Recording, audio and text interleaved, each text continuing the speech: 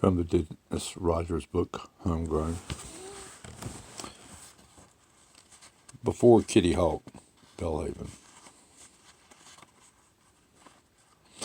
The year was 1889, and the folks who knew 14-year-old John Maynard Smith, a dirt poor farm boy from the Pantego swamp area of Beaufort County, wondered, what kind of fool contraption has that young'un made now?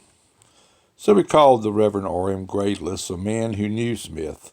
Some people thought it was a blasphemous thing, he said, for in 1889, 14 years before the Wright brothers would make history with their flying contraption at Kill Devil Hills, John Maynard Smith built an airplane. That teenager John Smith built a flying machine is a documented fact. Grayless remembers hearing his father tell of going to watch it fly. Grover Cleveland, President of the United States, saw the airplane. What makes the feat even more remarkable is that the young John Smith, whose education went no further than what he could learn from a spelling book, invented his airplane without having any access to the research of the aviation pioneers. He read no books or learned papers.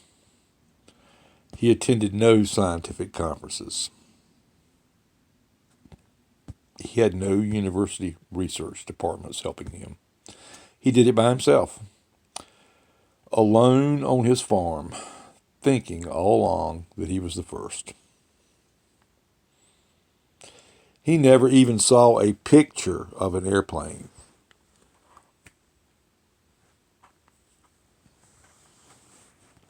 I got to know him pretty well, Grayless said. We'd walk home after church, and I became close to him. Like all young boys, I asked him questions all the time. He didn't like to talk about his invention. A lot of people still made fun of him, but if he thought you were sincere, he'd tell you about it. He told me he got the idea from looking at big birds, like hawks. He looked at their wings and tried to build wings like theirs, curved. But fame was to elude John Smith all his life. Folks in the neighborhood where Smith lived with his widowed father on their 5-acre farm, supplemented by part-time work as a mill hand, used to come on Sundays to watch the marvelous toy. In 1893, former neighbor George Gaskins first saw the airplane. Gaskins was an official with the Philadelphia Naval Yard and immediately saw the potential the toy had for the future. Gaskins took the airplane to Washington, D.C. and presented it to President Cleveland in the summer of 1893. The president was not impressed. He told Gaskins that if the young Beaufort County farm boy would build a plane that would haul a man, the government would be interested. Cleveland is, in fact, quoted as having said after the meeting, "There's one fool in North Carolina I know who wants to put a propeller on the front of a ship.